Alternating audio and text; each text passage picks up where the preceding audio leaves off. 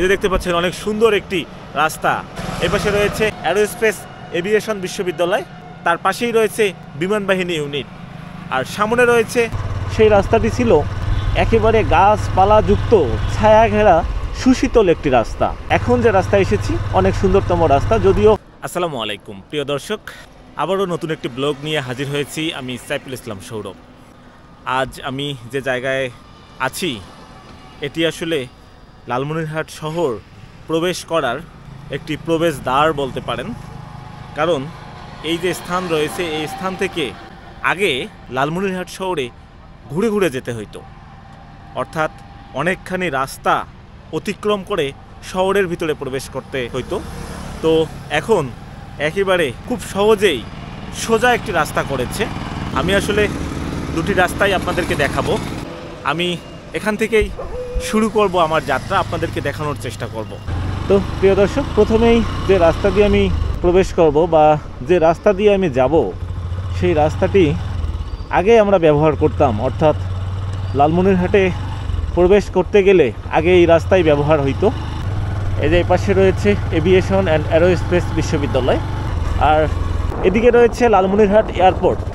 একসময় এশিয়া মহাদেশের বৃহত্তম এয়ারপোর্ট ছিল এটি, বাংলাদেশ বিমান বাহিনী লালমনিরহাট ইউনিট। আর এখানে রয়েছে আঙ্গিনা। এর আগে আঙ্গিনার সম্পূর্ণ ভিডিও দেখিয়েছিলাম, আপনারা যারা দেখেননি তারা দেখে আসতে পারেন, আশা করি ভালো লাগবে। যাই হোক, এই রাস্তা এখন শুধুমাত্র বিমান বাহিনী ইউনিটের কাজে ব্যবহার হয়, সেই সাথে এয়ারপোর্টের কাজে ব্যবহার হয়। এখানে রয়েছে গাংসিল নামে একটি ভবন, এটি মূলত এভিয়েশন অ্যান্ড অ্যারোস্পেস বিশ্ববিদ্যালয়ের একটি ভবন।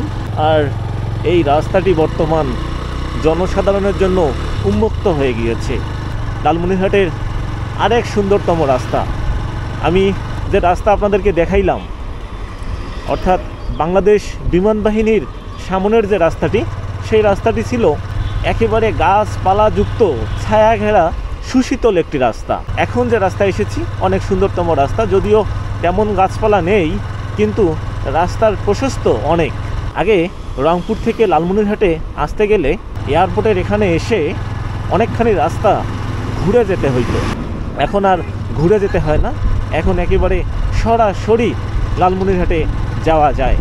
যাই হোক প্রিয় দর্শক, আমি একেবারে ওই পাশ দিয়ে ঘুরে সামনে দেখতে পাচ্ছেন এটি হলো এভিয়েশন অ্যান্ড অ্যারোস্পেস ইউনিভার্সিটি।